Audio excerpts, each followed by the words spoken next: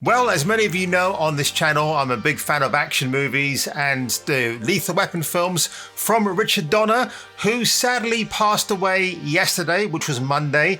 And Deadline broke this news on their official website through Laura Schuler Donner, Richard's widow. So if we go over to their website now, Richard Donner, director of Superman and Lethal Weapon and the Goonies, which I'll talk about shortly, dies at the age of 91.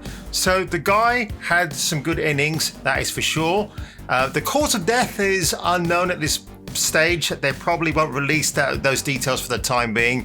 But yeah, prolific Hollywood director and producer whose helming credits included some of the most iconic films of the 1970s and 80s. That's actually a really great statement. So obviously, when you think of Richard Donner, you think of Superman, the movie with Christopher Reeve, the template, the DNA, the gold standard for what we now have in today's movie verse of superhero films all over the place. Is it the best Superman film ever? Okay, I would say Superman 2 is the better movie. I mean, 30% of that was directed by Richard Donner before Richard Lester stepped in, and of course Gene Hackman and some other actors refused to come back to do reshoots because of the replacement. But Superman in the movie for me, yeah, I remember that tagline, "You'll believe a man can fly." It's all great and everything. Part of it's quite whimsical as well. Superman rescuing a cat out of a tree, and it is of the time. I get it, and I don't hate the film for sure. You know, I liked what Zack Snyder did with his version of Superman, but I'm not here to compare apples to oranges. It's just one of those things. But you know what? In Richard Donner's catalogue of films, which I'm going to go through very shortly, if you're new to my channel and you have no idea who Richard Donner is, where have you been for the last 20 years? That's all I have to say.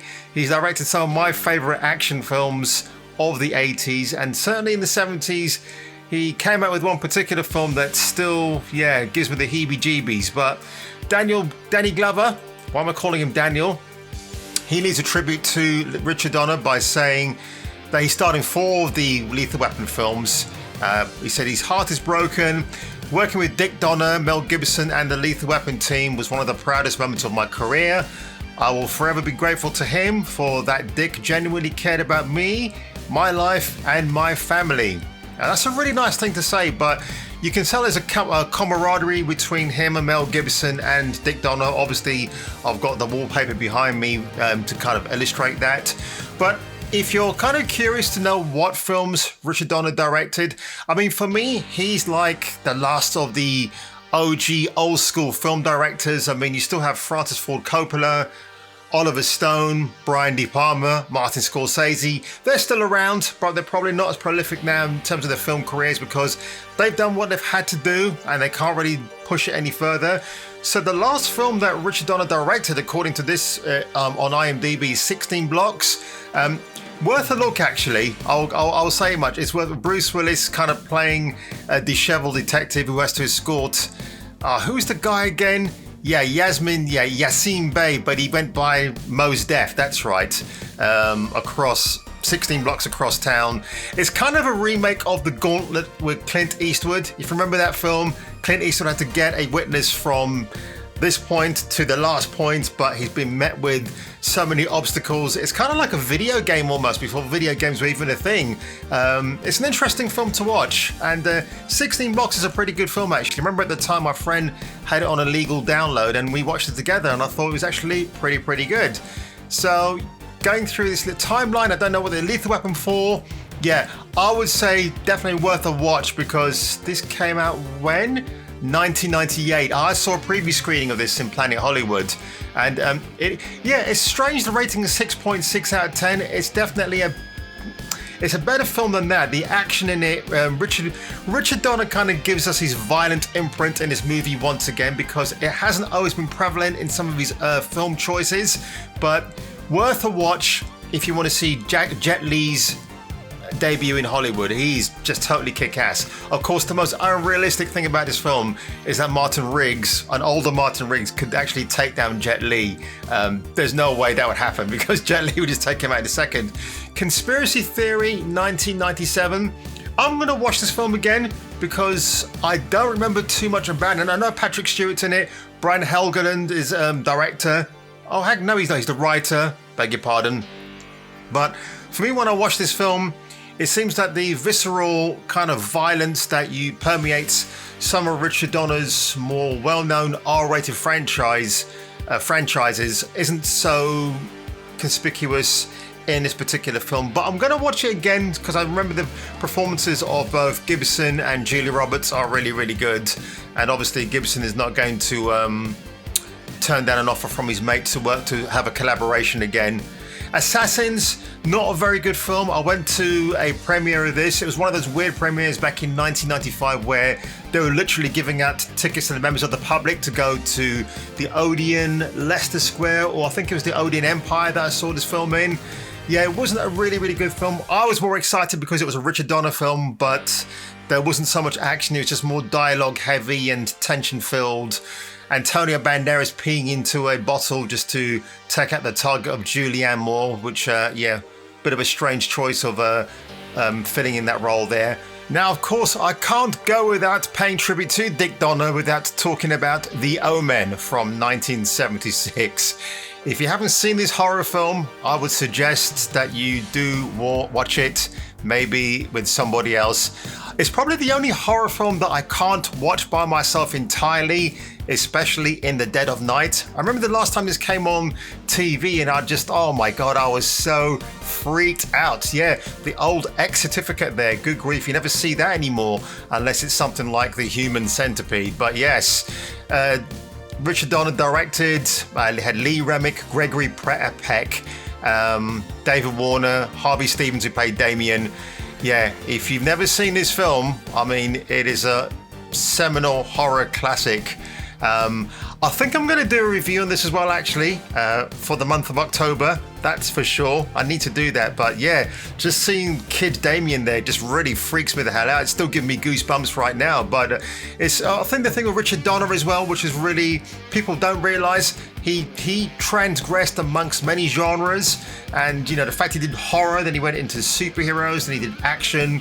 And, with the Lethal Weapon, especially the first Lethal Weapon film, I think you can never kind of equal that formula of buddy cop and just do it so well because you had two great actors with Mel Gibson and Danny Glover. I know Ryan Gosling and Russell Crowe tried to do that with Nice Guys.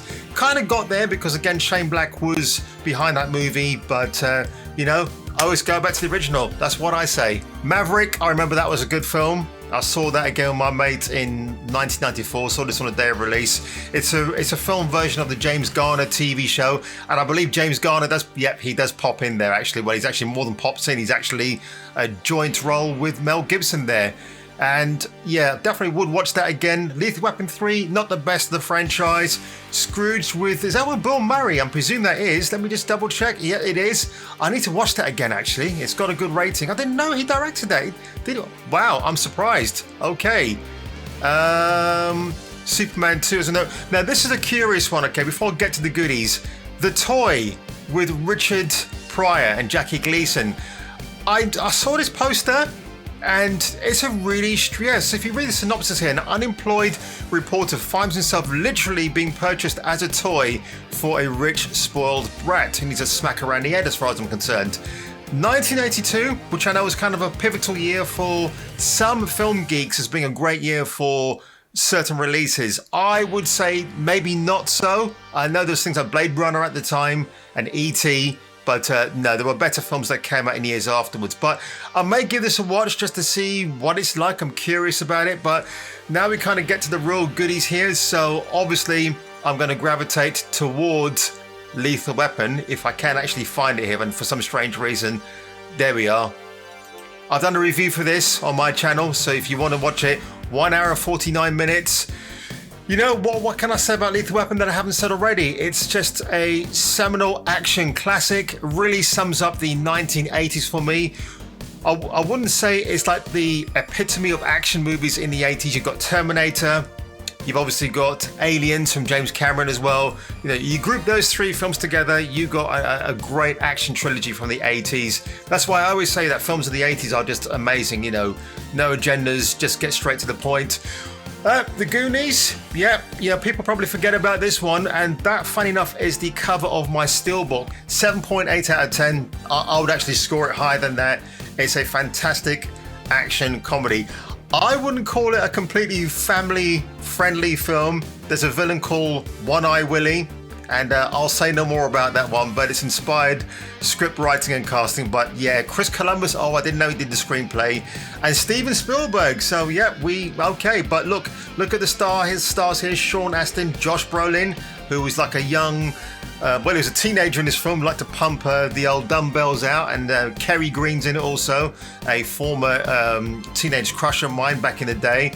But yes, we're going to get to a film that people, or Richard Donner's, they tend to forget about. Ladyhawke, Rutger Hauer, Michelle Pfeiffer. If you haven't seen this film, I would highly recommend you do watch it. It's something of a cult classic movie now if you watch it.